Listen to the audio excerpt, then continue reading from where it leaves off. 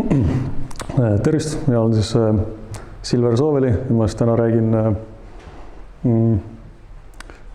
pronksiajast, et kuigi see välja hõigatud teema on hopliidid, aga siis täna on siis nii-öelda see hopliitide eellugu, mis on põhimõtteliselt pronksiaeg. Enne seda siis võib-olla sissejuhatuseks mõne sõnaga, et Siim, kes eelmine kord 6 aega tagasi rääkis samal teemal, tema juba natuke tutvustas mind, aga jah, ma ütlen siis uuesti ära, et mina olen siis, hiljuti Tartu Ülikooli lõpetanud magistrant ja meil siis, Siimuga õpingute ajal tekkis sihuke, ma ei tea, idee või mõte umbes, et Rooma ja Kreeka sõjanduse arengud, et seal on väga palju selliseid huvitavaid paralleele, aga ka vastandusi ja siis nad lõpuks viivad sellise peaaegu nagu narratiivse konfrontatsioonini või niimoodi pannakse üksteise vastu proovile, et selleks saaks üks väga huvitava loenguseeria või loo ja siis nüüd siin on selleks avanenud sihuke hea võimalus seda nagu esitada. Tegemist on minu jaoks üks mõnevõrra, ma ei tea, testimise hetkega, minu jaoks on see nagu esimene selline loengu esitamine, et siis võib-olla kõik päris ideaalselt välja ei tule, aga ma arvan, et kui tulemus on parem kui näiteks tehisarult saadav vastus sellise küsimuse peale, et siis võib rahule jääda. Ma nüüd natuke enne sinna teemasse minekut räägin sellest ülesehitusest, et kõigepealt sellest pronksiaja periodiseerimisest, et see pronksiaeg siis niimoodi erinevatel aladel, piirkondadel, seda pronksiaega siis nagu defineeritakse erinevalt, et näiteks Eesti ja siis Lähis-Ida pronksiajad, nende perioodid on suhteliselt erinevad, mis muidugi tundub suhteliselt ilmselge, aga seda enam, et perioodid jagatakse veel omakorda väiksemateks perioodideks, mis omakorda võivad siis selle regiooni sees väiksemate piirkondade suhtes olla nii-öelda samuti erinevad, et siin praegu ekraanil selle halli taustaga tabelil on näha siis Egeuse regiooni erinevate piirkondade klassifikatsioonid, et kuidas jagatakse või kuidas siis alajaotused, kuidas pronksiaega jaotatakse ja seal näha, et suures plaanis on nad nii-öelda võrreldavad, et siis on nagu siin mõned erandid, kus on nagu päris need alajaotused päris nagu ühes vonksus ei ole, ühes ei joondu päris täpselt. Aga selle mõte on see, et mina siinkohal täna, et selle loengu kontekstis nagu jään hästi sükseks üldiseks ja mina kasutan seda sellist väga, ma ei tea siis nagu umbmäärast või laia mõistetanud, umbes, et varane pronksiaeg on 3. aastatuhand ja siis teine aastatuhat jaguneb pooleks enam-vähem keskelt, keskmise ja hilisema või noorema pronksiaja vahel. Et ma arvan, et sellest tänaseks nagu täiesti piisab. Ning siis regioonid, millest juttu tuleb, neil võib-olla sellised suhteliselt ilmselgelt, aga ma siiski nimetan ära, et siin ülemise kaardi peal on Egeuse mereregioon, mis siis nii-öelda pronksiaja kontekstis jagatakse enam-vähem 3, et seal lõunas on meil see suur ja teistest mõnevõrra eraldi Kreeta saar, siis nendest otse põhjas ja selle Balkani poolsaare lõunatipu ja Anatoolia poolsaare vahel need saared, Küklaadid ning siis Küklaadidest läänes Balkani poolsaare lõunatipp on siis see nii-öelda Mandri-Kreeka, et need on need 3 regiooni, millest täna juttu tuleb, millest siis nagu pronksiaja teemas räägitakse. Et kuigi nad tunduvad, et nad on enam-vähem sellised väga lähestikku ja võib-olla nagu ühine regioon, siis tegelikult neil on piirkondlikud erinevused on suured ja pigem tuleks neist mõelda kui ühisest regioonist, või nagu piirkondadest, mille vahel on kas kontaktid või ühendused või midagi sellist. Ja siin juures väga lähedal on ka see Väike-Aasia rannik, mis põhimõtteliselt kuulus ka siia kokku, aga kuna seal on nagu väga suured Anatoolia mõjud, siis ta nagu sellest Kreeka teemast jääb välja, aga seal võib esile tuua, et on see Trooja linn, võib-olla kõige tuntum selline linn, mis seal Väike-Aasia rannikul oli, mis oli ka siis Egeuse merega seotud. Ja siis ütleme Vahemere ruumis, ütleme suures plaanis on Kreeka asukoht Vahemere ruumis on umbes nagu sarnane, nagu on see Küklaatide asukoht siin Egeuse merel, et see on nagu niisugune nagu ühendav koht või nagu läbikäigu koht. Et kui ütleme Kreeta ja mandri vahel on kontakte vähe, siis neid nagu otsekontakte vähe, aga põhiline nagu see kontaktid käisidki läbi saarte. Ja Vahemere ruumis, et kui vähegi oleks olnud tarvidust Lähis-Idast, näiteks Läänemere lääneossa liikuda, siis tahes-tahtmata oli sealt vaja nii-öelda Kreekast läbi käia, et Kreeka asukoht on niisugune hästi keskne ja nii-öelda liikumisteede, mitte ainult kaubateede, niisugune ristumiskoht. Eelmine kord Siim näiteks mainis seda Donau madalikku, Pannooniat, mis sai nagu väga oluliseks piirkonnaks, mis vahendas näiteks Dina Lähis-Itta, siis sealtkaudu, et isegi ütleme sealtkaudu, kui oleks vaja Lähis-Itta minna, siis mingit teed pidi nagu Kreekast mööda minemata põhimõtteliselt ei saa. Et vahet pole kas mööda Aadria merd, mööda Donau suudmet Musta mereni ja sealt lõunasse, või siis siit kaardi pealt hästi ei ole näha, aga seal Põhja-Kreekas on jõed, põhja-lõunasuunalised, millest on ka suhteliselt lihtne või niisugune ligipääs sinna Donauni või Donau madalikuni. Ja siis töö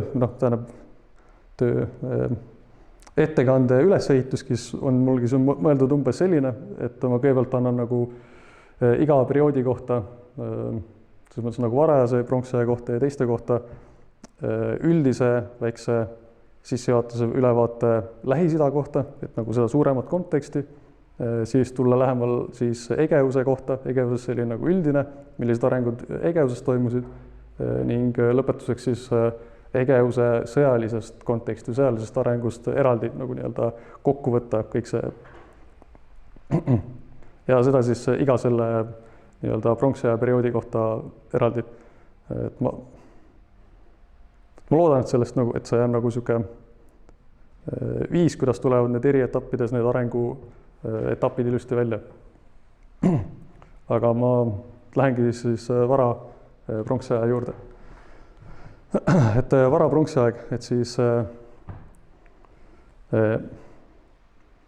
tsivilisatsioon või ütleme seal Lõuna-Mesopotaamias tekkisid linnriigid, tärkas niisugune linnriiklik tsivilisatsioon, kus olid väga olulisel kohal see niisutus põllumajandus, mida oli siis selles piirkonnas tarviks sellepärast, et kaitsta nii põua, kui siis ka nagu ootamatute üleujutuste eest neid põlde. Et erinevalt Egiptuses, kus üleujutused olid väga regulaarsed, siis siin Mesopotaamias olid nad väga ebaregulaarsed ja hästi ootamatult alati tulid. See linnriiklik, ütleme, kuna seal Mesopotaamias oli ressursse vähe, siis Mesopotaamia Sumerimaa tsivilisatsioon oli väga selles mõttes nagu avatud ja see linnriiklik tsivilisatsioon levis peaaegu kogu sellel nii-öelda viljaka poolgu alal. Need linnriigid olid omavahel või siis kujunenud linnriigid, need linnalised asulad tekkisid varem ja nad olid väga rahvarohked ja suured ja nagu siit kaardi pealtki võib-olla näha, et seal Lõuna-Sumeris oli see asustustihedus, nende linnade tihedus oli päris tihe ja kõrge ning need linnad omavahel konkureerisid.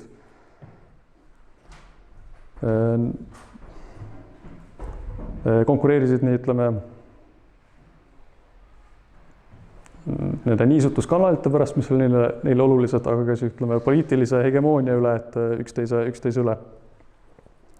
See kaart kujutab seda hetke, kui Akkadi Sargon, temal õnnestus kogu see Lõuna-Mesopotaamia ja Põhja-Mesopotaamia ühe võimu alla ühendada. Kuigi see ajutiseks, siis temast sai selline ma ei tea, eeskuju, mida järgmised kuningad üritasid jäljendada, just tema seda nii-öelda maade vallutust. Et Egiptuses läks mõnevõrra teisiti, seal seal ühendati Ülem- ja Alam-Egiptus üsna varakult ühe kuninga võimu alla ja seal see seoti sellise riikliku, ma ei tea, ideoloogiaga ja religiooniga nagu hästi-hästi varakult. Et seal oli maailmakord oli õige või töötas siis, kui Ülem- ja Alam-Egiptus olid ühendatud ja ühe valitseja võimu all.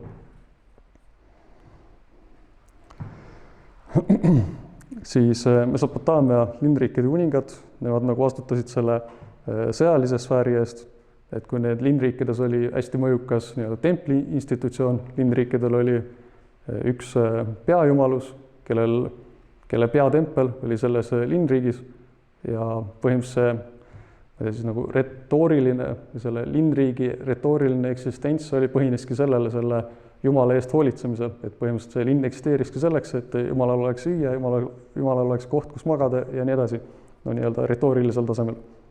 Ja siis templi roll siis linnriigi majanduses oli hästi suur, et kuningal oli tol hetkel nii-öelda majanduse või tema kuninga majapidamise roll oli mõnevõrra väiksem, aga temal oli siis sõjaline sfäär. Sõjategevus oli nende linnriikide vahel sage, tihe, siis nagu selline piiritülide mõttes, aga et kõik linnad olid kindlustatud vägevate tugevate müüridega, siis ka selline piiramine oli, ei taha öelda, et sage, aga ütleme, piiramine oli seal, ütleme, sõjaliselt väga oluline. Mul on siin mõneti natukene, et kuningate ümber oli see nii-öelda tõenäoliselt kitsam, mingi elitaarsem sõjaväelaste roll, ütleme nendele, kes olid nagu ütleme sõjas pädevamad, aga et see jalaväe põhimast tuli kindlasti seal linna elanike seast, kes ei olnud nii-öelda põhikohaga sõjamehed. Mul on siin kirjas, et see sõjategevus ei olnud väga organiseeritud, mis ei ole võib-olla nagu kõige parem seda, aga ütleme siis niimoodi, et selle sõjapidamise taga ei olnud niisugust väga suurt ja selgelt nagu organisatsiooni nagu tänapäeval on, et tänapäeval on hästi niisugused suured ja selgelt välja arenenud sõjaväe institutsioonid, tollal sellist asja ei olnud ja tegemist oli rohkem sellise lihtsakohalisema struktuuriga. Et võib-olla üks näide sellest varasemate Sumeri kuningate ütleme siis mõnevõrra selline piiratumast sellest sõjalisest võimust ja nagu puudulikust struktuurist on Gilgameshi eeposes, kus see eepos on kindlasti nagu fiktiivne, aga Gilgamesh ise oli tõenäoliselt ajalooline kuningas. Seal loos on siis niisugune seik, kus Kishi kuningas nõuab Gilgameshilt alistumist või tähendab andami maksmist, mis tähendaks umbes nagu vasallsõltuvuse tunnistamist. Gilgamesh ei taha seda teha, aga ta läheb siis vanemate meeste kas koosoleku või nõukogu jutule. Üritab neid saada nõusse, et nad läheks Kishi vastu sõtta. Need vanemad mehed ei ole nõus ja saadavad ta põhimõtteliselt minema. Gilgamesh ei ole sellega rahul, läheb nooremate meeste juurde, teades, et nemad on niisugused nii-öelda sõjakamad või nii-öelda altimad sõtta minema ja tal õnnestub nemad veenda siis nii-öelda sõjakäigule minemiseks, mis on loomulikult võidukas. Et kuigi see süžee on fiktiivne, siis ütleme selline, see pidi olema usutav, ütleme selle eepose kuulajatele, ütleme mingi aimduse sellest varajasest Lõuna-Mesopotaamia või Sumeri nii-öelda kuninga võimu ja sellise sõjaväe korraldusest või kui lihtsakohaline see oli, et seda võib see anda. Nüüd oli mul siin, et sellest varajasest väga palju mingi nagu kujutisi või midagi kirjeldusi sellest nii-öelda varajasest Lähis-Ida varajase pronksiaja sõjapidamist ei ole, et on mõned kujutised, et näiteks see on Uri standard, kus siis on kujutatud, tõenäoliselt on siin kujutatud siis kas lahingu lõppu või lahingule vahetult järgnevat. Et seda peaks lugema nii-öelda sealt altpoolt ülesse ja siin allpool on siis kujutatud sõjavankreid, kes siis ajavad taga põgenevaid või siis seda on tõlgendatud ka nii, et nad siis pärast lahingut lõmastavad langenud või haavatuid vastaseid. Ja siis siin teisel registril on siis nii-öelda langenute või sõjaväelt langenute vangi võtmine ja üleval on siis nende kuningatele esitamine. Siin igal juhul on näha loomulikult neid sõjavankreid. Ja siis on näha ka jalaväelasi, kellel on kas nahast või pronksist kiiver või müts ja siis kui siin pildi peal ei ole hästi ära osata, siis minu arust öeldakse, et neil on kas odad ja kirved. Odad on ka nendel sõjavankrites olevatel. Need sõjavankrid, et siit sellelt piltid või sellelt pildilt ei tule hästi välja, et mis on nende roll oli ja tegelikult ega see ongi natukene ebaselge, sest ma saan aru, et seda on nagu analüüsitud ja siis on jõutud järeldusele, et see vanker oli väga raske, nii-öelda täispuidust. See on näha, et oli ikka täispuidust rattad ja need rattad olid siis selle, kuidas ma ütlen, need telgede peal siis nagu ühe telje peal, et nad ei olnud nagu vabalt veerevad, mis tähendab, et selle vankri pöörde raadius oli väga pikk. Eks nad ei olnud väga manööverdavad ja ka mobiilsusega oli küsimusi, sest nende vankrite eesotsas on kas mingid eeslid või metsikud eeslid, mis seal tol ajal elasid, kes ei ole nii vägevad veoloomad kui hobused ja selle järgneva kohta ma ei oska nagu õieti kommenteerida, aga on öelda, et kuidas see on siis, et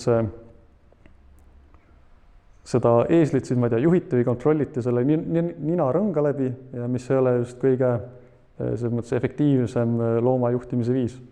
Et kõik see viitab sellele, et tegemist ei olnud väga mobiilsete vankritega, et see ühes kohas toodi välja, et tegemist oli kiirem kui kõndiv mees, aga aeglasem kui siis nagu täiskiirusel jooksev mees. Et siis nüüd siit tekibki küsimus, et milline võis olla enda sõjaline roll ja sellel nagu päris head vastust ei olegi. Aga ühes kohas on üks kuningas oli öelnud, või uhkustanud, et ühes piirikonfliktis, sellesama nende niisutuskanalite pärast, oli tema naaberkuningas siis maha jätnud 60 sõjavankrit. Tal õnnestus hõivata 60 sõjavankrit. Et see 60 võib olla ülehinnatud, ülepaisutatud number, see kõlab üks väga ümmarguse numbrini, umbes nagu 100, aga võime siis eeldada, et lahinguväljal 10-mitmekümne sõjavankri kasutamine kuidagi siis pidi olema kasulik. Ja siis üks teine koht, kus on põhimõtteliselt sama asja näha, on põhimõtteliselt sama sõjavanker, siin on kunstnik talle küll joonistanud ainult ühe telje, et 2 ratast, milliseid sõjavankreid oli ka, aga vabalt võib see vanker olla samamoodi 2 teljega. Ja siin tähelepanuväärsem on see, et need jalaväelased, kes siin on, neil on selgelt on näha kilp ja siis lahingurivi, kilvid ja siis, et need kilpidega ollakse lahingurivis. Muus osas nad näevad suhteliselt sarnased välja, et sarnased kas pronksist või nahksed mütsid ja odad. Nii, aga nüüd siis minna Egeuse juurde. Et Egeuse varajasel pronksi ajal, et nagu ütlesin, et varajane pronks on see aeg, kus Küklaadidel, need saartel oli just selline oluline vahendaja roll.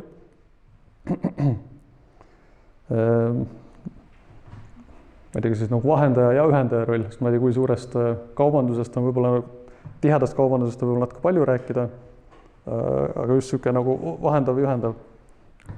Juba siis hilisest kiviajast on teada mõned laevakujutised. Siin selle slaidi peal on see ülemine vasakpoolse laevuke, on siis hilise kiviaja kujutis ja nende kujutised jätkuvad üsna sarnases stiilis või sarnaselt läbi varase pronksiaja ja see parempoolsem ongi siis nii-öelda pronksiaja laevakujutis. Et mina saan aru, et öeldakse, et tegemist on nagu põhimõtteliselt selle sama laevaga, mis oli mõeldud meeste vedamiseks ja sellest võib mõelda, kui siis ütleme nagu sellisest, ma ei tea, suuremast sõjakanuust, kuhu mahtus mingi 20 meest peale, näiteks midagi sellist. Et sellega kaupa ega midagi sellist, ma saan aru, et ei veetud.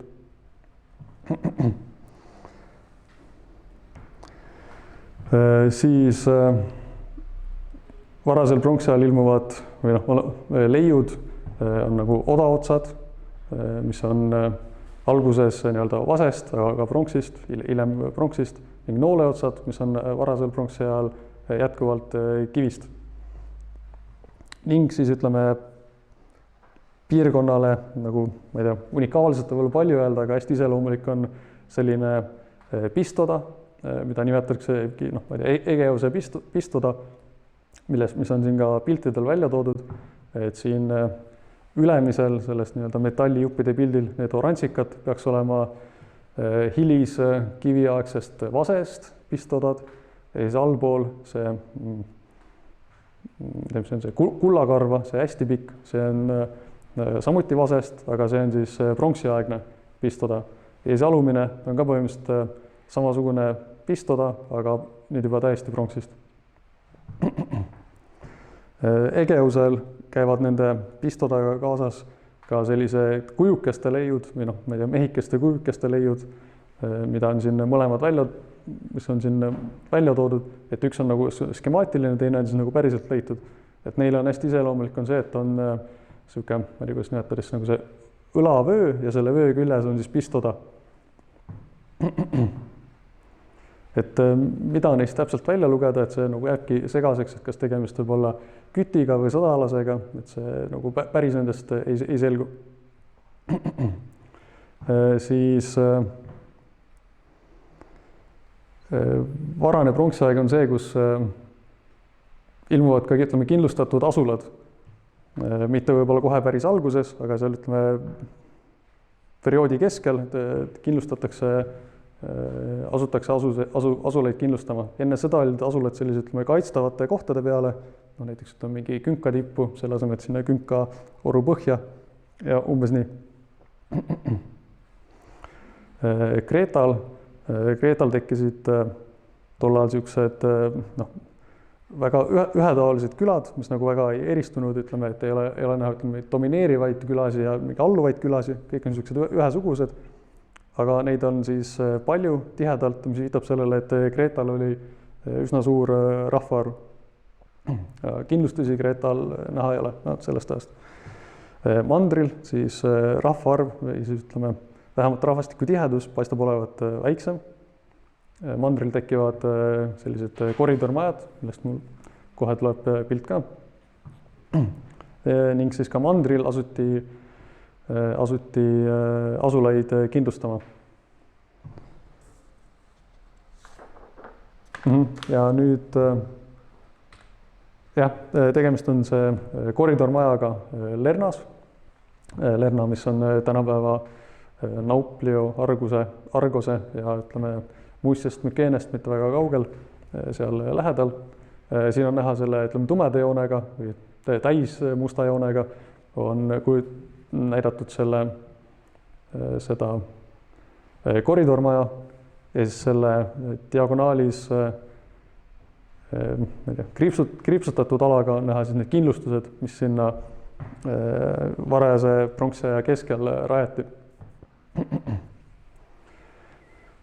Need koridormajad ei tekkinud, et see on Lernas, et need ei tekkinud ainult Lernas, need tekkis ka mujal, näiteks Colonnal, Aegina saarel, mis ei ole seal nagu vahetusläheduses, aga ei ole ka väga kaugel. Ja mul on siis mõni pilt veel. Siin on see koridormaja ise, et koridormaja tõenäoliselt muutus selliseks või kujunes selliseks ümberjagamiskeskuseks ja see tõenäoliselt on ka põhjus, miks seda oli vaja nii-öelda kindlustada, et seda nii-öelda ülejääki valvata. Ja siin see pilt on selles mõttes hea, et need turistid siin peal aitavad seda nii-öelda hoone skaalat paika panna. Ja mul see järgmine pilt on sellest kindlustustest, mis näitab, et kindlustused on üsna uhked ja ei ole mitte lihtsalt nii-öelda aed või aedmüür, vaid on ikka tõsised kindlustused. See viitab sellele, et oht, mida parajase pronksiaja jooksul hakati tajuma, pidi olema reaalne. Nüüd see oht oli ka selles mõttes õigustatud, et varajase pronksiaja lõpus tabas piirkonda, ütleme, et noh, mitte ainult tegelikult seda Egeuse piirkonda, vaid tegelikult ka Lähis-Ida, niisugune langus ja häving, millest võib-olla kõige kergemini pääses ainult Kreeta. Aga Kreeka mandril seostatakse seda,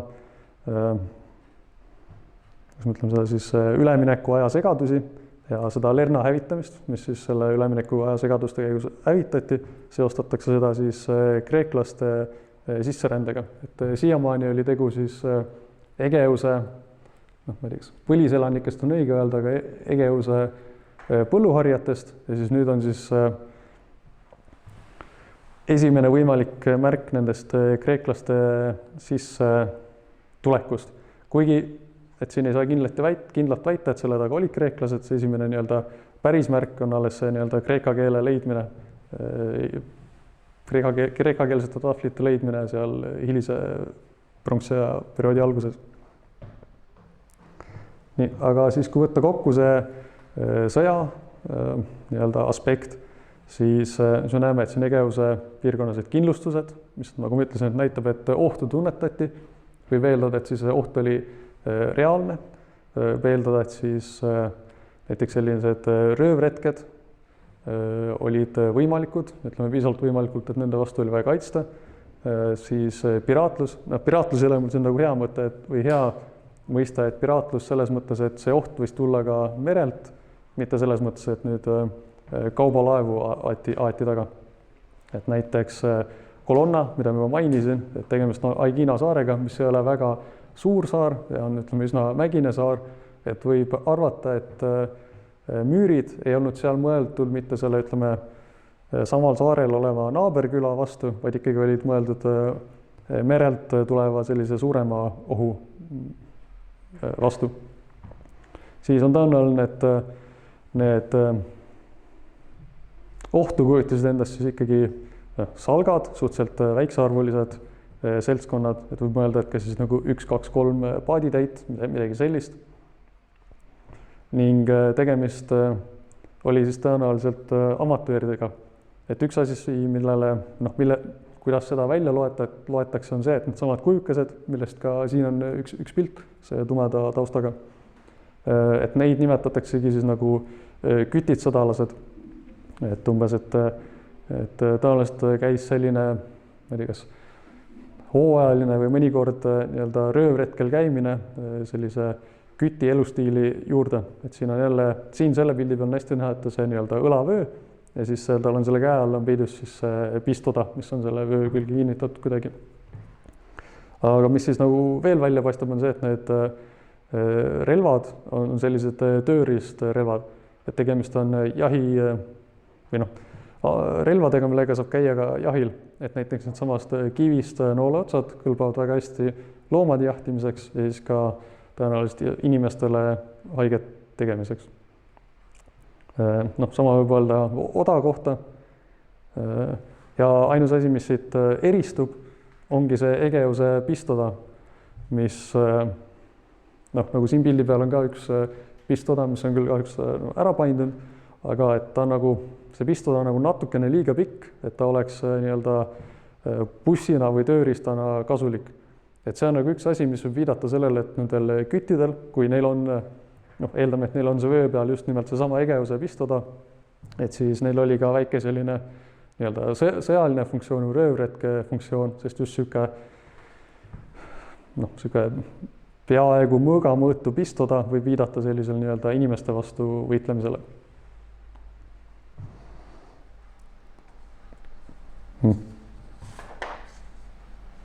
Ja aga nüüd siis keskmine pronksiaeg. Keskmisel pronksiajal on siis üleminekul toimusid jällegi muutused, tagasilöögid, et seda on siis seostatud mitte kliimamuutustega, vaid kliimaanomaaliatega, et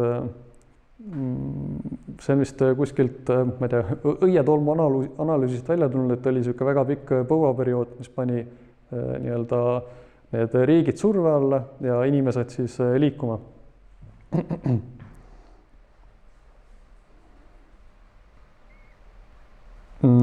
Selle üks tulemus oli see, et seal Mesopotaamias näiteks hakkas kõnekeelena kaduma sumeri keel,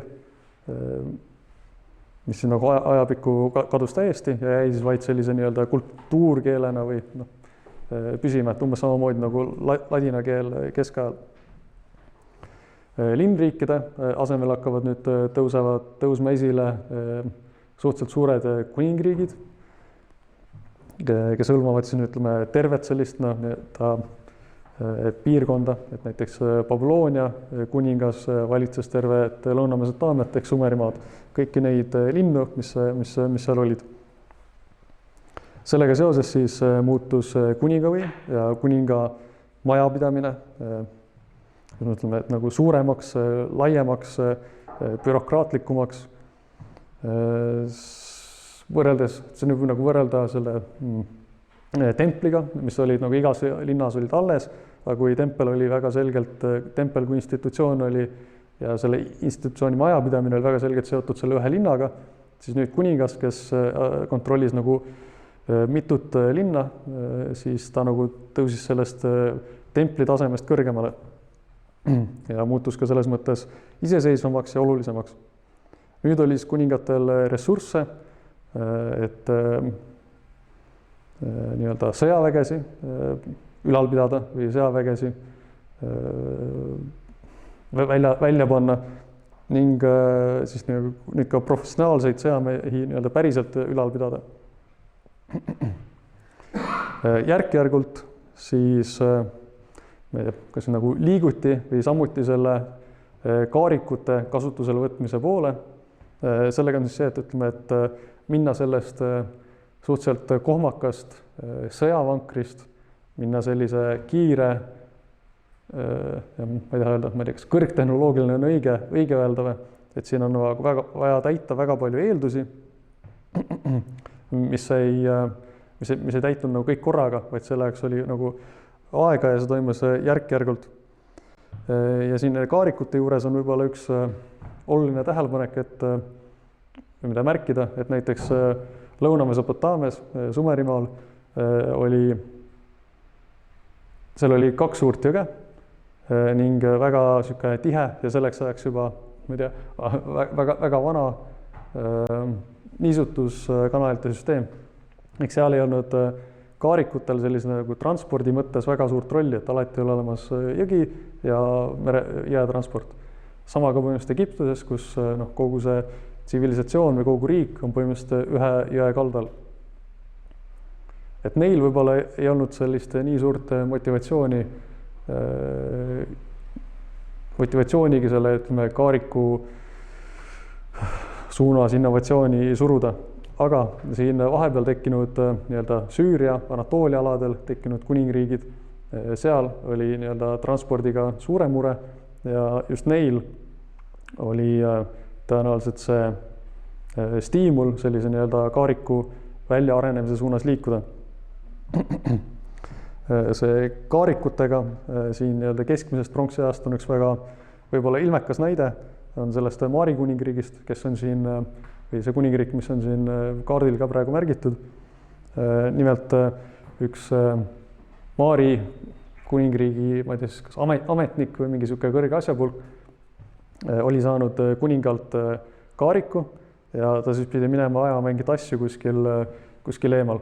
Aga ta siis saatis kuningale kirja, mis on säilinud savitahvlil, siis kui pärast seda, kui Assüüria kuningad Mari linna hävitasid, tule otsa panid, siis tänuväärselt sellisel kujul meie see raamatukogu või arhiiv säilis. Et seal kirjas ta siis kurdab, et tema kaarik läks mägiteedel sõites katki ja nüüd ilma kaarikuta ei jõua ta mitte kuhugi ega saa oma kuninga poolt talle määratud funktsioone täita. Et kas kuningas oleks nii hea ja palun saadaks talle nii-öelda uue kaariku. Et see näitab, et keskmisel pronksiajal ei olnud kaarikud, kus me ütleme siis nagu laiatarbekaup, et nad olid eksklusiivsed ja tõenäoliselt näitab ka siis seda, et nende tootmiseks või selliseks massiliseks kasutuseks vajalikku infrastruktuuri ei olnud. Sest me meeldad, et see kõrge ametnik, et tema oli kuskil mingis teises linnas, et võime eeldada, et sealt linnas ei olnud siis kedagi, kes oskaks kaarikut parandada või kedagi, kellelt kaarikut laenata või osta või midagi sellist. Et umbes selline seisus olla siis kaarikutega siin keskmisel pronksi ajal.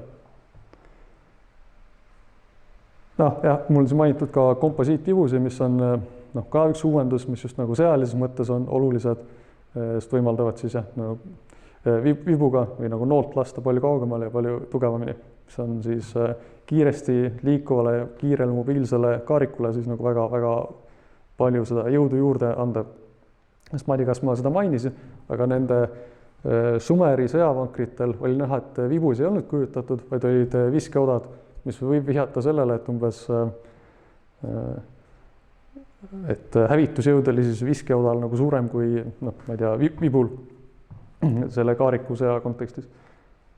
Nii, aga tulles siis keskmise pronksiaja Egeusele, et ka siin oli siis nagu ma ütlesin, et varajasest keskmisele üleminekul oli niisugune kerge langusaeg ka küklaadidel.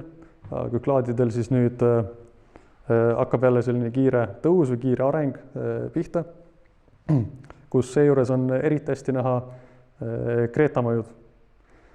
Näiteks Akratiiri asula, mis on siin slaidil praegu see suurem ja värvilisem pilt. Selle puhul räägitakse sageli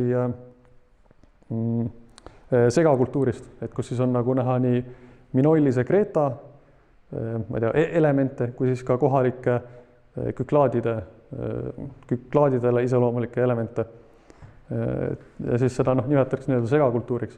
Et tavaliselt või reeglina nii kaugele ei minda, et ei räägita sellest, kui minoilise Kreeta, ma ei tea, vallutusest või kolooniast või rahva väljavahetamisest, millestki sellisest. Et nii midagi sellist tõenäoliselt öelnud. Et tegelikult oli niisuguse väga suure intensiivse Kreeta mõjuga.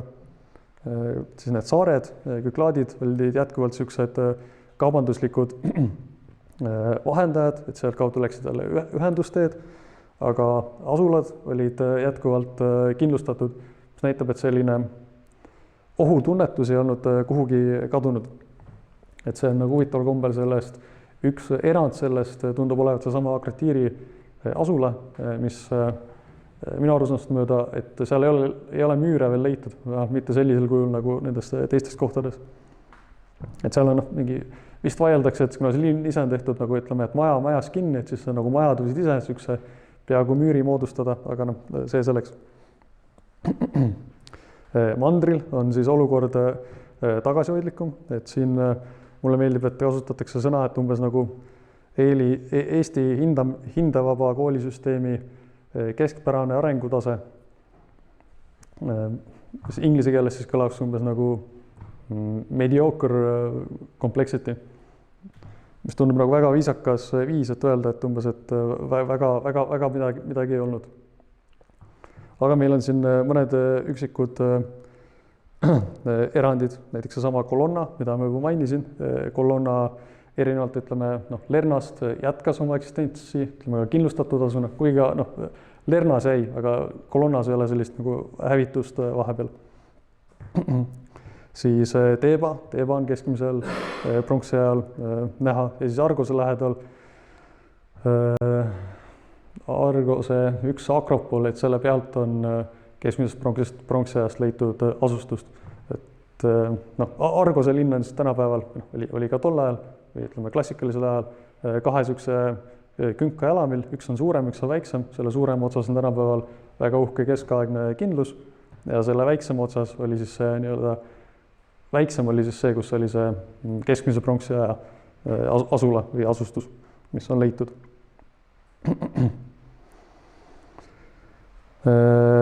Kolonnast on leitud siis sellest perioodist, mul siin on kirjas nagu sõdalasmatus, aga tegelikult võib-olla parem oleks öelda, ütleme, matus, et on leitud matus, kus on siis ka, ütleme, relvapanused või relvahauapanused ja need peaks olema need, mis on selle rohelise taustaga pildilt, see peaks olema sealt ja siin on väga hästi näha, et on torkuva silma, et on mõõk, päris mõõk ja mille kõrval on siis neid nii-öelda Egeuse pistodasi.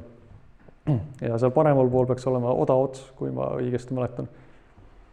Ja siin ütleme tähelepanuväärselt või siis ütleme tähelepanu vajavalt on siin need valged tükikesed, need peaks olema metssea kihvad, millest tehti jälle selline Egeuse regioonile omaselt tehti kiivreid, et kas siis nahkmütsile või kuidagi sellisele nagu õmmeldi need kihvad peale ja siis saadi siis niisuguse tugev, eeldatavasti siis tugev ja ma ei tea, mugav kiiver.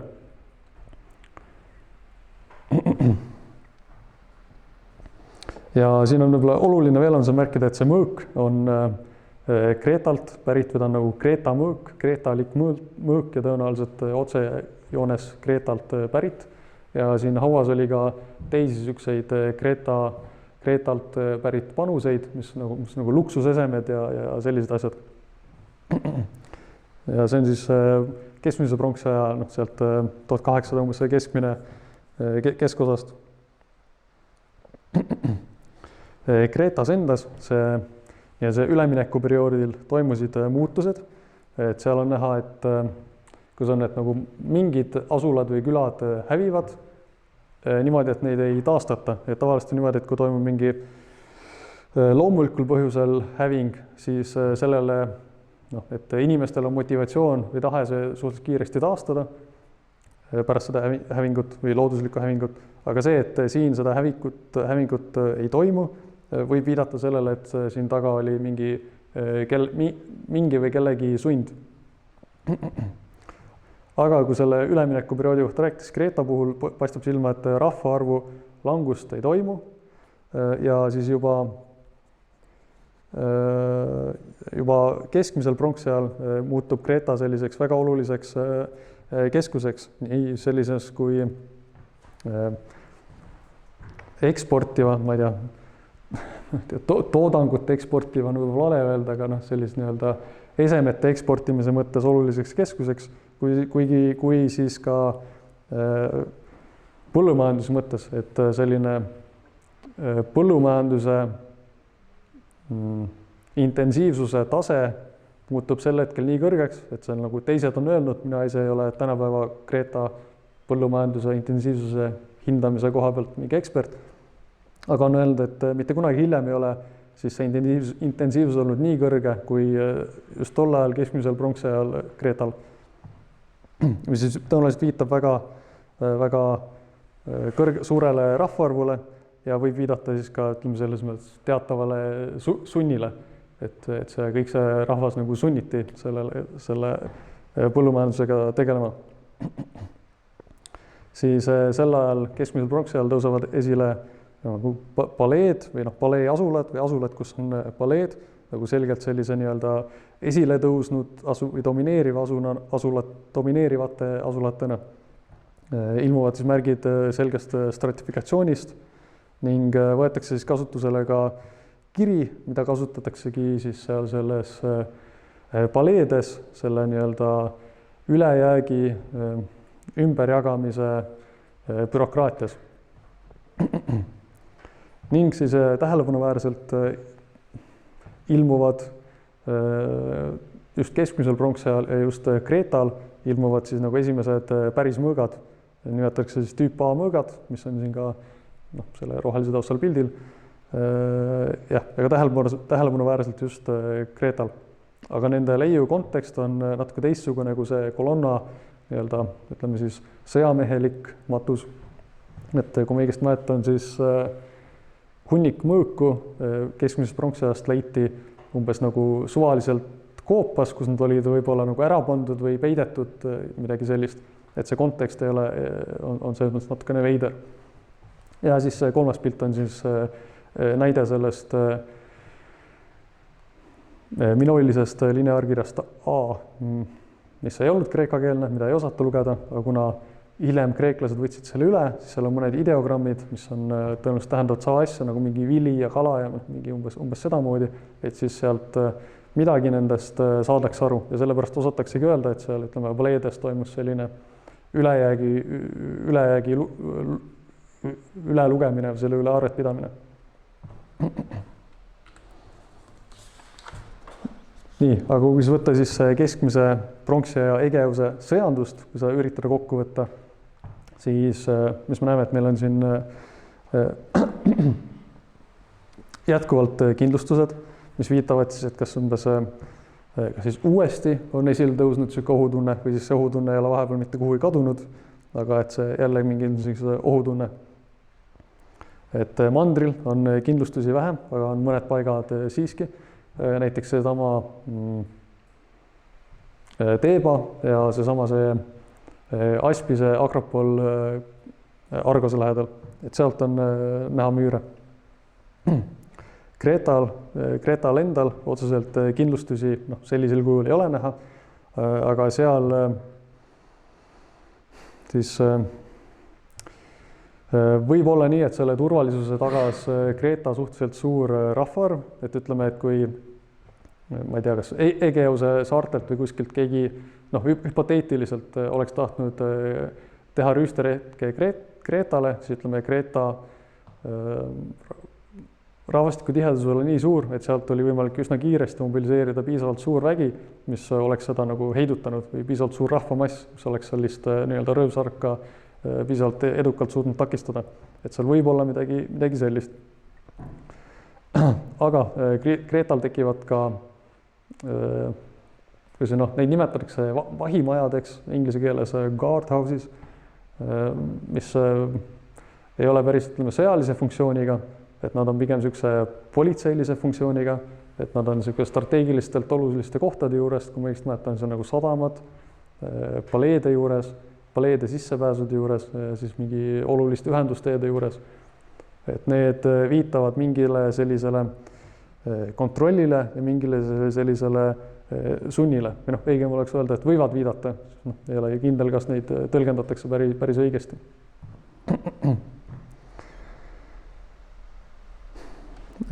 Siis nüüd need relvad, et kuna nüüd ilmuvad ilmselgelt nagu võitluseks mõeldud relvad, mis viitab siis, et on nagu võitluseks vägivallaks spetsialiseerunud relvad. Neid jälle siin, mis siin pildil on see hallikal taustal on jälle need tüüp A relvad. Kohe on võimalik, ilmselgelt on tegemist hästi selliste pikkade ja peenikeste relvadega. Nad peaaegu näevad välja nagu sellised veelgi enam pikendatud Egeuse pistodad või nagu nende veelgi enam pikemad versioonid. Ning nende selline kuju viitab sellele, et neid kasutati rohkem sellise, ma ei tea, kas nüüd kasutan õiget terminoloogiat, aga rohkem selliste vehklemise mõõgana, umbes nagu tänapäeva vehklejad ja vähem sellise nii-öelda, ma ei tea, raiumise mõõgana. Siis ilmuvad ka sellised laiemad odaotsad, mul nendest nagu pilte ei ole, aga need odaotsad näevad natukene välja nagu sellised, põhimõtteliselt sellised, millel on nagu pikk tera, millega justkui saaks ka lõigata või millega oleks mõeldud, et nagu saaks lõigata. Ja ma ei tea, kas see samast kolonnast leitud ühest potikillult, kus on nagu tõenäoliselt laevas, on näha siis inimfiguure, kellel on sellised pikad ja suure tipuga odad. Muidugi see potikild on väga pisike ja sellest nagu suuri järeldusi väga teha ei saa. See on tõenäoline, et nende mõõkadega koos, nende odadega koos tekkisid või ma ei tea, arenesid välja ka kilbid, aga kuna need kilbid olid tehtud puust ja loomanahkadest, siis nad võib olla, et nad ei ole lihtsalt säilinud, selles mõttes ühtegi kilpi sellest ajast leitud ei ole, ka kujutisi, mida oleks võimalik kindlalt selle ajaga siduda, ka sealt ei ole leitud, aga selle tagavik on lihtsalt see, et nad ei ole säilinud. Ma mäletan, kas see oli päris sellest samast kolonna matusest, aga mingites hästi oli sellest samast kolonna, sellest sõjamehe matusest olid sellised pronksist, ma ei tea, klambrikesed, kuidas nimetada nagu klambrid. Et siis üks variant on, et need võisid olla sellise kilbi mingi nagu kinnituselemendid, just nagu, et kuidas seda nahka kilbi raami küll kinnitada või midagi sellist. Aga samas nad võivad olla sama hästi ka ükskõik mis muud asjad, nii et nagu selle põhjal nagu päris täpselt seda väita ei saa.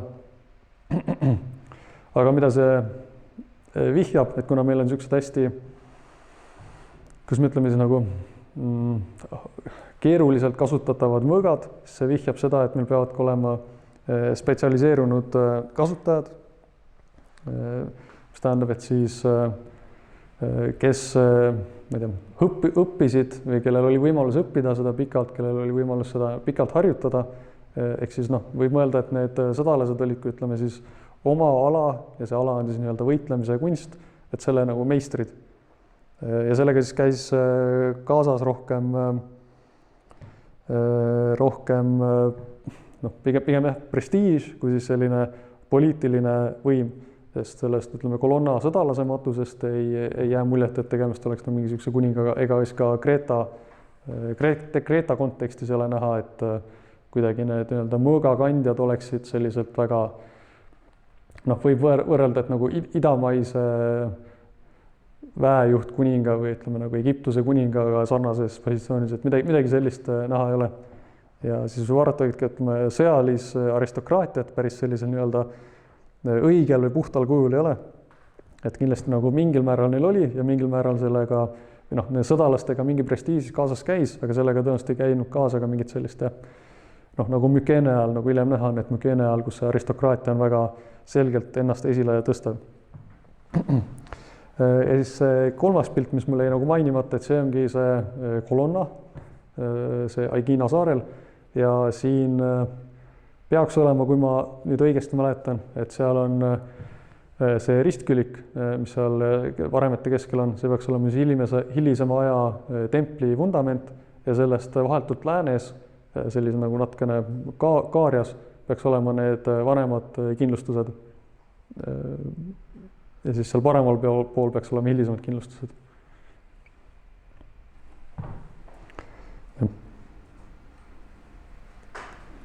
Ja siis nüüd saab minna hilise pronksiaja juurde.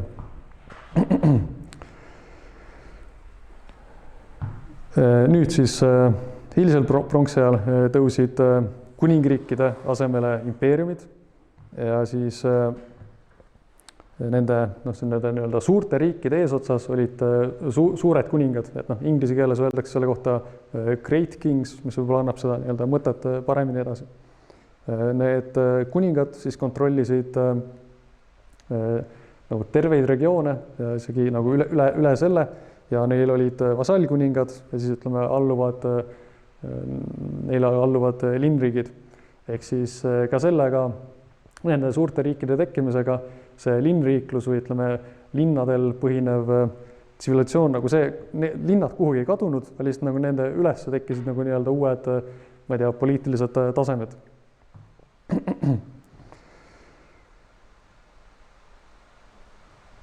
See selline suurte maa-alade kontrollimine tähendas, et kuningatel olid siis ligipääs tohututele ressurssidele, mis võimaldasid neil siis nüüd tõepoolest enneolematult suuri sõjavägesi ülal pidada ja siis nii-öelda välja panna. Samuti on see just see aeg, kus kaarikusõda muutus siis massiivseks ja valdavaks ja see, kordan siin jälle ära, et see initsiatiiv või siis see esimene nii-öelda need kasutusele võtjad olid just sama see Süüria ja Anatoolia piirkond. Et siin on hästi näha, et see hetiidid, need roosakalt siin kaardi peal märgitud, et need olid tõenäoliselt need, kes selle esimesena kasutusele võtsid. Tähendab siin nii-öelda sõjalises mõttes, mitte nagu lihtsalt kaariku mõttes. Sellega koos siis kinnistus ka selline üsna laialdane või laiaulatuslik sõdalaste klass ja sõdalasaristokraatia. Ja siis see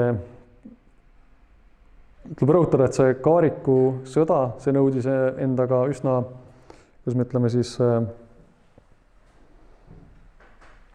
suurt või sügavat majanduslikku tagamaad, et seal on kaariku valmistamisel, ütleme, täiskomplekti kaariku valmistamiseks on vaja väga mitme majandusharu nii-öelda panust, alates ütleme hobusekasvatajatest kuni siis ma ei tea, kaariku meistriteni, kes seal nende erinevaid osi teevad, kuni siis mingi need nahk ja kõik metalljupid ja igast asju, mis sinna nagu vaja läks, et selle jaoks pidi olema suhteliselt sihuke laialdane ja suhteliselt arenenud süsteem. Ning kuna need armeed olid hästi suured,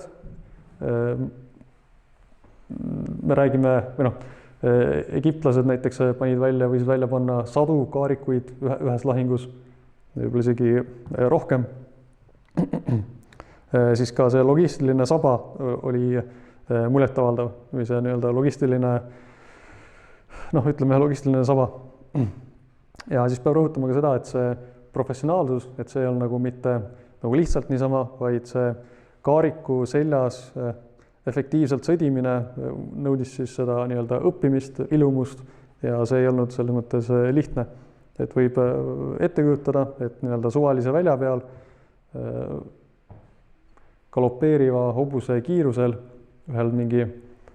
ühes väga, noh, ma ei tea, suhteliselt siukses kerges ja siis vappuvas või rappuvas kaarikus püsimine, kus ei ole ei amorte ega ei vedrustust ja siis samal ajal veel ka komposiitvibuga, mille, ma ei tea, tõmbe raskus võib olla, ma ei tea, 60 kilogrammi, 70 kilogrammi, selle ajal mingi täpse lasu tegemine, et see ei saanud olla lihtne või ei olnudki lihtne.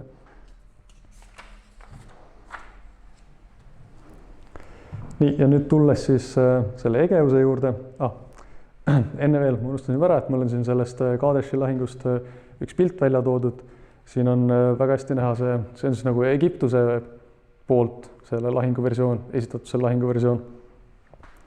Siin on väga prominentselt on loomulikult Egiptuse kuningas, noh, nagu ta pidigi olema, et maailmakord püsiks, siis pidi Egiptuse kuningas väga vägev olema, siin ta väga vägevalt neid oma vastaseid hetiite ka põrmustab. Kui ma õigesti mäletan, see lahing oli tegelikult nagu mitmefaasiline, aga siin on kujutatud seda ette, kus Egiptuse kaarikuvägi siis ründab ja purustab või lööb tagasi hetiidi kaarikuväe.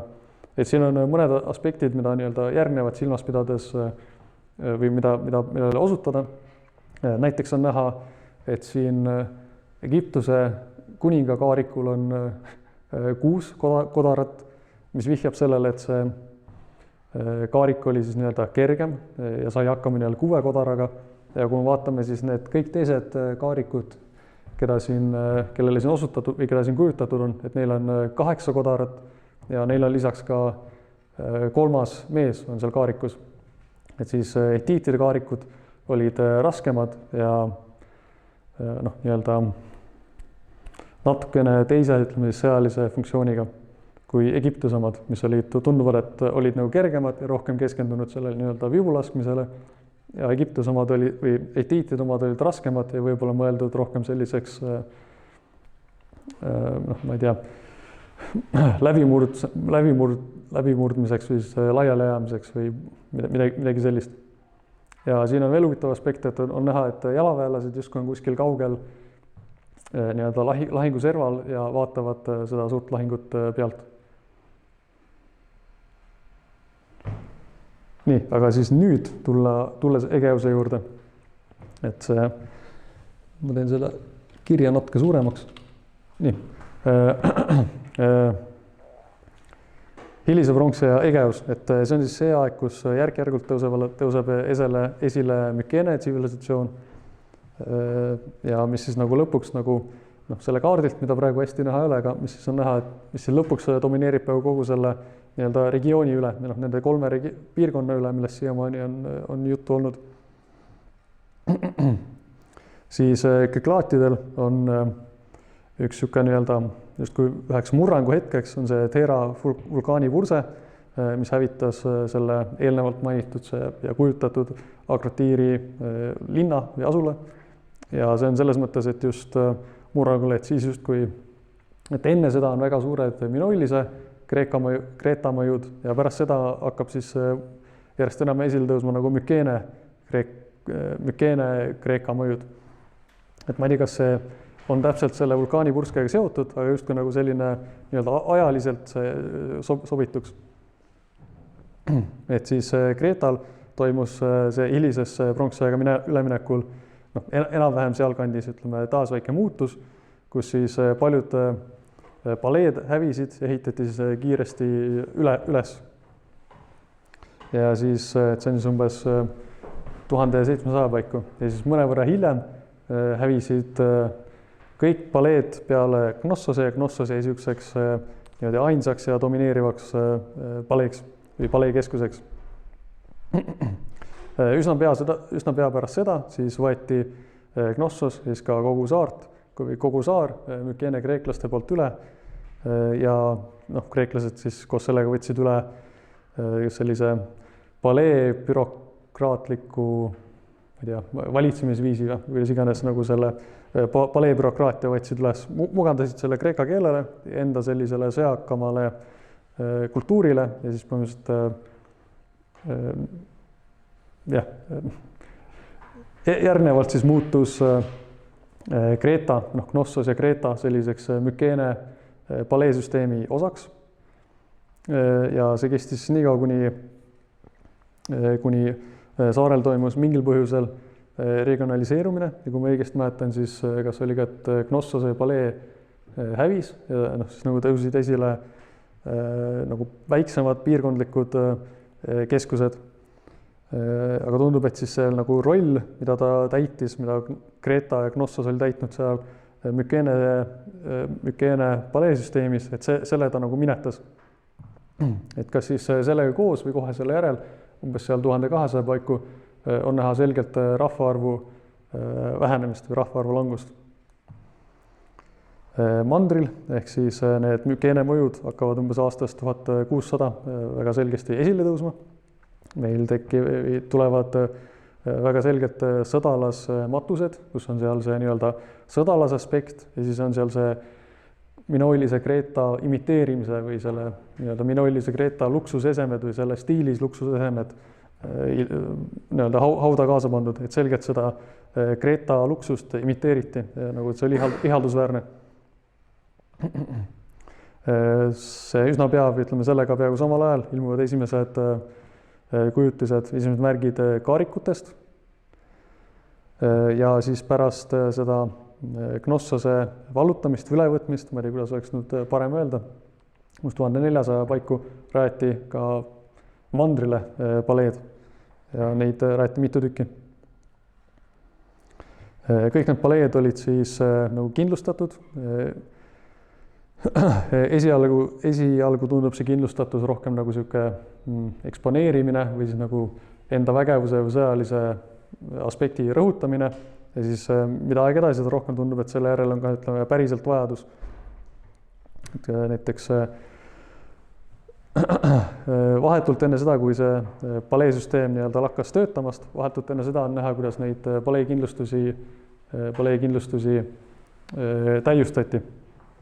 Ja siis umbes 1200 lakkas see süsteem töötamast, paleed hävitati, aga see nii-öelda kultuur, Mükeene kultuur või ütleme, see kestis nagu mõnda aega veel edasi.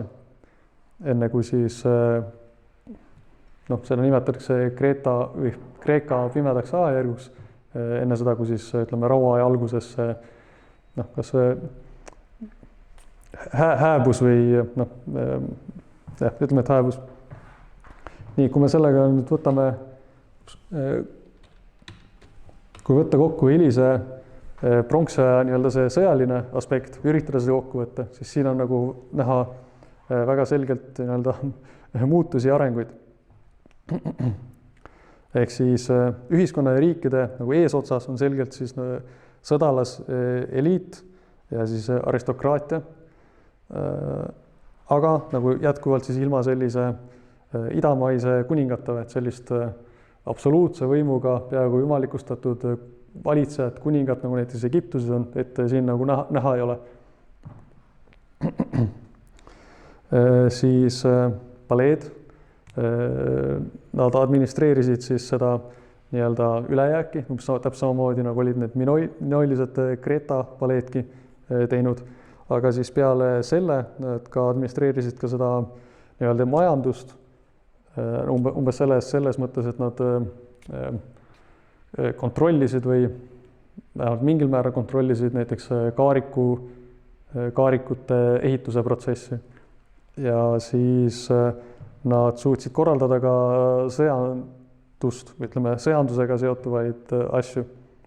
Et siin on üks näide, on ühest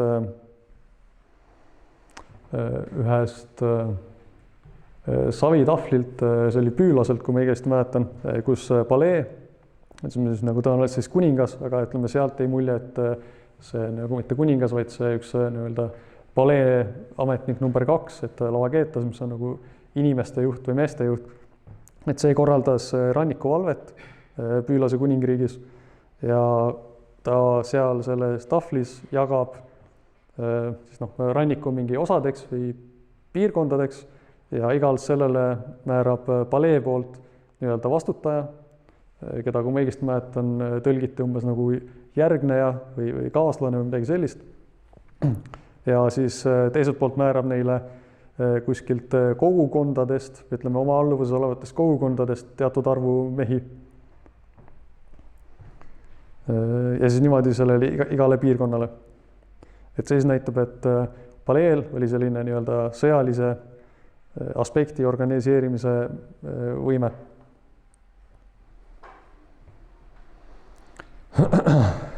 Siis mainisin, et massiivsed kindlustused siin selle allvasakul maketi peal on kujutatud siis see, tegemist on Mükeene maketiga ja siin ei ole võib-olla väga hästi näha, et see värv on niisugune suhteliselt või kontrasti väga ei ole, aga need kindlustused on tõesti nagu sellised massiivsed ja saadavad, ütleme, ka iseenesest sõnumi, et nende see sõnumi saatmise funktsioon oli kindlasti kas sama oluline või isegi olulisem kui nende reaalne sõjalise kaitse funktsioon, ehk siis nii-öelda propaganda ja prestiiž. Ja siis sõjariistade areng, et siis nüüd siin hilisel keskajal, hilisel pronksiajal hakkab pihta, on selgelt näha sellist nagu sõjariistade või sõjavarustuse kiiret arengut. Siin sellel ülemisel mustvalgel joonisel on näha, kuidas mõõgad üsna kiiresti arenesid. Seal vasakul pool see number 1 on siis see nagu tüüp A mõõk, mida oli nii-öelda see vehklemise mõõk ja see suhteliselt keeruliselt kasutatav mõõk, mida on mitu korda juba näha, aga et kuidas üsna kiiresti on näha, et mõõgad muutusid selliseks, ma ei tea, lihtsamalt kasutatavaks või nagu utilitaarsemaks või et ka mõõkadeks, millega oli võimalik ka nii-öelda raiuda ja ka siis, ma ei tea, torgata ilma muretsemata, et mõõk ära paindaks midagi sellist, mis viitab sellisele nii-öelda utilitaarsusele, et mõõk oleks ka nii-öelda rohkemates olukordades kasutatav ja lihtsamini kasutatav. Siis sellest paremal see suur metallikobakas, see on umbes, kui ma õigesti mäletan sellest, kas Knossose vallutamise või siis paleede ehitamise vahetult eelnevast ajast Mükeene lähedalt leitud turvis, mis on üleni pronksist ja tähelepanuväärselt siin on see sama mets- ja kihvadest kiiver või mets- ja kihvasi kasutav kiiver. Võib ette kujutada, et tegemist on kindlasti niisuguse nii-öelda väga elitaarse soomusrüüga, et sellist soomusrüüt tervele sõjaväele selga ei jaksa keegi panna või ükski riik ei oleks tollal jaksanud. Tegemist on väga niisuguse elitaarse üksuse või elitaarse asjaga. Ja siis rääkides nagu aristokraatiast, siis all paremal see kuldsete figuuridega pilt, see kujutab siis ühte pistoda, mille keskmine osa on kaunistatud siis ühe väga elitaarse või aristokraatliku tseeniga, see on lõvijaht ja siin on siis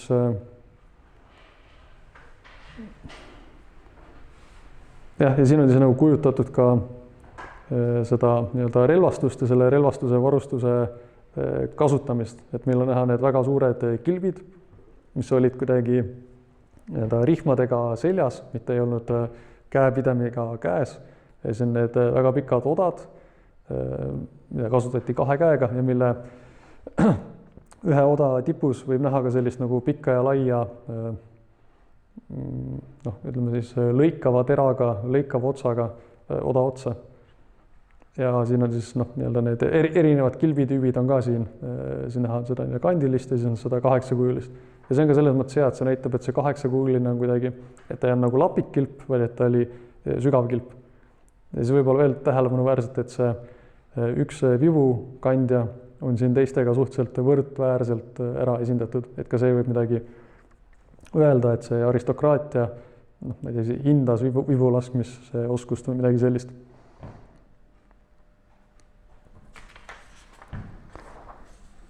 Nii, nüüd kui ma õigesti mäletan, tuleb mul siin mingi järjest mitu pilti, mida me osanud nagu orgaaniliselt kuhugi mõistlikult panna, et ma siis lasen lihtsalt need pildid järjest ja siis ma ei tea, räägin nende kohta konteksti ja mida see siis võiks selle nii-öelda hilise pronksiaja mükeene seanduse kohta öelda.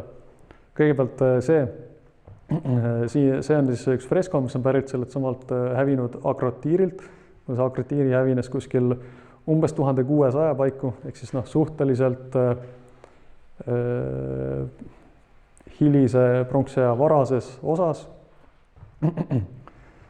Siis see tseen võib kujutada nii-öelda hilise keskmise pronksiaja nii-öelda, ma ei tea, motiive või temaatikat. Aga mida me siit näeme, on väga selgelt, et on need suured kilbid, need kandilised asjad, need peaks olema kilbid. Neil on väga pikad odad, neil on väga pikad mõõgatuped vööl ja siis neil on peas on needsamad metsja kihvadega kiivrid. Et siis, jah, aga siis tuletan meelde, et keskmise, et Agrotiiri oli väga suurte kreetamõjudega.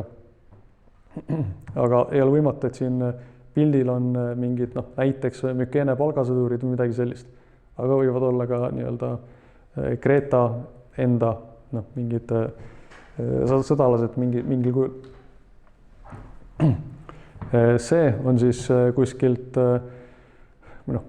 et see oli Püülase lähedalt ja kui ma õigesti mäletan, kas see oli ka selle paleede rajamise ajast ühest hauast leitud, et tegelikult see on hästi väike, kui ma õigesti mõtlen, kas see oli sõrmus või pitsat või oli mõlemad koos, et sihuke hästi pisike asi, aga siin on väga detailselt kujutatud sellist heroilist või heroriseerivat võitlusstseeni, et siin on meil väga hästi näha nii-öelda need mõõgad, need Egeuse mõõgad, pikad pistodad, seesama 8, tõenäoliselt see 8, number 8-kujuline kilp. Ja ainus asi, mis siin puudu on see kiiver, kus tundub, et ei ole neid metsa-kihvasi, vaid tundub, et on mingi pronkskiiver või midagi sellist. Ja siis see oda, mida võib eeldada, et ka kasutatakse kahe käega, kui see teine käsi on praegu peidus. Aga see tseen on väga sihuke, ma ei tea, aristokraatlik ja elitaarne või sihuke väga aristokraatlik. See on tseen ühe, ma ei tea, peekri peale graveeritult või, et see peekri või siin on kirjas kraater, see joogi anumaa välisküljele. Siin on näha midagi lahingurivi moodi, kus siis on jälle suured kilbid, 8-kujulised ja siis need nimetatakse inglise keeles nagu tornkilbid või tower shields. Mõlemad on esindatud ja seekord on need kiivrid on selle metsa kihvadega. Ja siin on tähelepanuväärne jälle see, et ka nendel vibuküttidel on needsamad metsa kihvadest kiivrid peas ja nad on siin väga nii-öelda võrdsel kujul justkui selles tseenis osalevad. Ja siin on ka hästi näha seda nii-öelda rihma, millega see üks kilp seljas on. Veel, et see veel üks pitsakus on kujutatud peaaegu sellist, noh, ei olegi võimatu, et tegemist on mingi mütoloogiline või mingi, ma ei tea, eepiline tseen, mitte ei ole kujutatud mingi päris elu mingit tegevust, kus on jälle, et üksik võitleja, noh, jääb niisugune mulje, või siis, ma ei tea, noh, kus on, ei ole nagu sellist suurt võitlejate arvu, vaid on suhteliselt peaaegu individuaalse oskuse, individuaalse heroismi rõhutamine. Siin on jälle näha neid mõõku, kilpe, odasi ja jälle neid metsa ja kihvaga kiivreid. See oli ka, kui ma õigesti mäletan, 15 sajand. Siin on üks varasem, et see on siis selle hilise pronkse algusest, aga siin põhimõtteliselt on sama, ma ei tea, süžee kui selle pistoda peal, kui nende, jah, kus siis on mingi sõjamehed, kes on lõvijahil. Ja siin on jälle näha, et on see vibu ja odamees on suhteliselt võrdselt esindatud. See on üks esimesi neid kaariku kujutisi umbes 16. sajandist. Nende Mükeene kaarikutega on see huvitav, et kõik nende kujutised on, ma ei tea, kas siis nagu mittesõjalises kontekstis, et on nagu näiteks see, kus on nagu, noh, ma ei tea, lihtsalt kaarik kihutab või siis on mingi jahitseenid või siis on paraatseenid, et sellist nagu head sõjalist konteksti millegipärast ei ole. Kui ma lähen edasi, siis tuleb, jah, noh, see on üks selline paraatkujutis. Siin on hästi näha see, täpselt nagu eelmisel kujutisel, et ka siin on 4 kodaraga vaid need kaarikud, mis võib viitada sellele, et see kaarik oli väga kerge. Et see, et on 4 kodarat Mükeene kaarikutel, see on peaaegu konstantne või läbivalt konstantne. Et jääb niisugune mulje, et nad tahtsid seda rõhutada. Ja siin on veel ja siin on siis üks natukene rohkem sõjaline kontekst. Siin on neil peas need mets- ja kihvadest kiivrid ja siis sellel nii-öelda jalamehel on käes oda.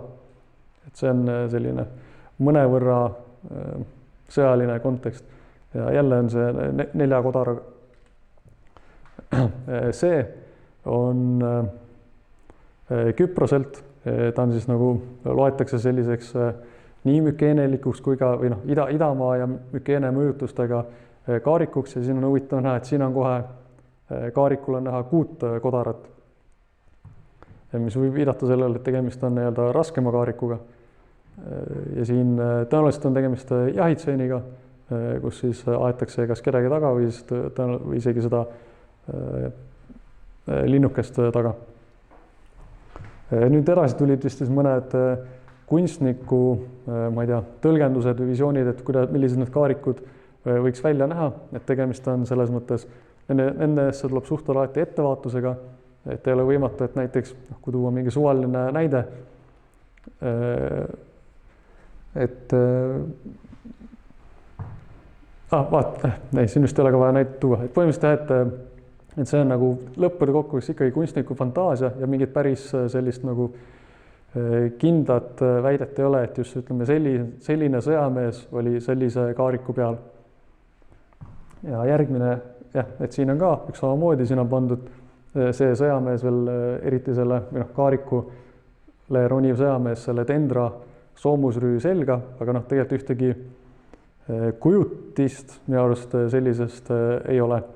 Et see mõnes mõttes nüüd tekitabki küsimus, et mis siis, kuidas siis mükeenelased oma kaarikuid kasutasid, sest ilmselgelt see oli nende jaoks tähtis, noh, juba seal nii-öelda palee organisatsiooni mõttes, aga ega nagu päris nagu selles mõttes selgust ei olegi, et mükeene või kreeka keele sõnavara, kaariku sõnavara on selgelt indoeurooplastelt pärilt, et justkui oleks pärit sealt põhjast ja nendega kaasa tulnud, aga samas siis see kaariku nagu tehniline lahendus, see tundub olevat just sealt Lähis-Idast. Aga kui nüüd vaadata, siis need kaarikud tunduvad ka niisugused kerged, 4 kodaraga, mitte 6 ega 8-ga, 2-mehelised, mitte 3-mehelised nagu etiitide juurest. Ehk siis tundub, et kui need kaarikud kui sõjalised või nagu kaarikute sõjaline lahendus on sealt ida poolt, aga et siis pigem sealt Süüria aladelt kui Anatooliast pigem kui Egiptusest. Aga see on midagi sellist, mida on nagu väga raske kinnitada. Siin on siis seesama Dendra soomusrüü, seda on siis üritatud nii-öelda teha koopia ja siis üritatud seda nii-öelda praktiliselt testida, kui hästi selles oli üldse võimalik liikuda ja võidelda, siis väidetavalt tulemused on sellised, et mingi jalgsi olevat sellega suhteliselt hea võidelda, et nii-öelda odaliigutust ja mõõgaliigutust see väga ei pärsivat, et kui see midagi pärsib, siis see on nagu viskeoda viskamist ja mõõga või tähendab vibu laskmist. Et mida nende, ütleme, tulemustega peale teha, et võib-olla, et see justkui viitab, et võib-olla tõesti siis Mykene kaarikusõdalased, kui me eeldame, et kaarikute peal olid just sellise rüüga sõdalased, et siis võib-olla nemad tõesti nagu vibu ei lasknud. Ja siis sealt pronksaja lõpupoole, ütleme vahetult enne seda, kui see paleesüsteem hakkab kokku varisema, on Teeba, mis ta oli päris Teebast leitud selline Dendra soomusrüü, ma ei tea, kergem variant, selles mõttes, et kergem nii kaalu kui siis ka selle nii-öelda metalli hulga mõttes. Ja mida on siis kunstnik kujutanud selliselt, et ka siin on näha, et tegemist on väga sükse elitaarse asjaga, aristokraatliku asjaga ja millega ei ole isegi kõige parema tahtmise juures võimalik nii-öelda massiarmeed varustada. Et sellise tempoga sai hakkama alles, ma ei tea, Rooma impeerium oma kõrgajal. Ja siis üks aspekt, mis võib-olla näitab nende mükeenelaste seda nii-öelda sõjakuse olulist või just selle eliidi jaoks on see, et kui nad võtsid minoiliselt Kreetalt üle kirja, lineaarkirja ja tegid sellest lineaarkirja B, mis on kreekakeelne, siis nad võtsid sealt üle ka väga palju ideogramme, näiteks ma juba mainisin, et see vili ja kala ja umbes niisugused enesestmõistetavad ideogrammid, mis jäid samaks, aga nad leiutasid ka mitmeid uusi ja need uued on väga sageli just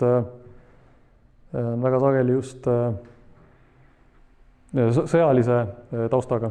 Et et siin ma tõin välja need ideogrammid, mis käivad nii-öelda sõjalise kaariku värgiga kokku ja see on näha, et nendest on nii-öelda kogu ideogrammidest on nagu suhteliselt suur või tähelepanuväärne hulk. Meil on siin see soomusrüü, mis näeb välja väga selle Dendra soomusrüü moodi, kiiver, oda, nool, kirves, mõõk, üheteraline mõõk ja pistoda. Võib-olla eksime, mäleta, kumba pidi see oli. Ja siis on kaarikute kohta käivad märgid, et on nagu täiskomplektis kaarik, ilma ratasteta kaarik, kaarikuraam ja rattad ja allpool on siis viu. Et see nagu näitab selle palee administratsiooni seda sõjalist initsiatiivi. Siin on mõned pildid nendest massiivsetest kindlustustest, kus rõhutan, et on nagu sihuke, jääb mulje sellest nii-öelda, et see mulje, mille need jätavad, on sama tähtis kui see praktiline kaitseväärtus. Ja siin on see teine koht, et kui esimene pilt oli Mykeenest, siis see on Tirintsist, mis ei ole sealt väga kaugelt, mis ei ole sellest väga kaugelt, aga kus on ka väga uhked müürid. Ja siin on siis plaan. Siin ma just tahtsin rõhutada seda, et vahetult enne seda, kui see palee hävis, et siis täiendati, kui ma õigesti mäletan, siis täiendati selle number 9-ga, et haarati nagu see number 9 nagu nii-öelda madalam Akropoli osa ka müüride sisse. Ja siis pronksaja lõpus toimus nii-öelda veel omakorda muutus, et kui see palee süsteem kokku varises või nii-öelda funktsioneerimise lõpetas, siis on selgelt näha, et see elitaarsus ja rõhutatud eksponeerimine vähenes või noh, nii-öelda lakkas ja esile tõuseb sihuke palju rohkem nii-öelda korporatiivsus ja ütleme, ma ei tea, kollektiivsus ja noh, ma ei tea, kas nagu elitaarsus mitte, või egalitaarsus, mitte selle nagu totaalses mõttes, aga noh, võrreldes selle varasemaga. Ma korraks mainisin, et umbes, et see mõõgad arenevad nii-öelda utilitaarsema suunas või, et nii-öelda keeruliselt vehklemise mõõgalt, sihukese nagu lollikindlama ja noh, ma ei tea, lihtsakohalisemaks on võib-olla nagu vale öelda, aga nagu lihtsamalt kasutavama mõõga suunas. Sellega käib kaasas ka siis nii-öelda odavam ja funktsionaalsem muu varustus. Mul siin pildi peal on see parempoolne, kus on see inimfiguur, et see oli, kui õigesti mäletan, aastast umbes 1300, kus on näha nüüd juba palju väiksem kilp ja siis ka ühe käe oda. Et kui me meenutame neid teisi pilte, kus olete nagu tohutult suured kohmakad kilvid ja siis väga kahekäelised odad. Ja siis siin on ka mõned näited nendest kiivritest, et kus kaovad sellised mets- ja kihvadest tehtud kiivrid, mis nõudsid, ütleme, mitmekümne metssea tapmist. Need kaovad, need asenduvad sellised nagu lihtsamate, nahksemate ja siis, ma ei tea, pronksist neitidega, kiivritega.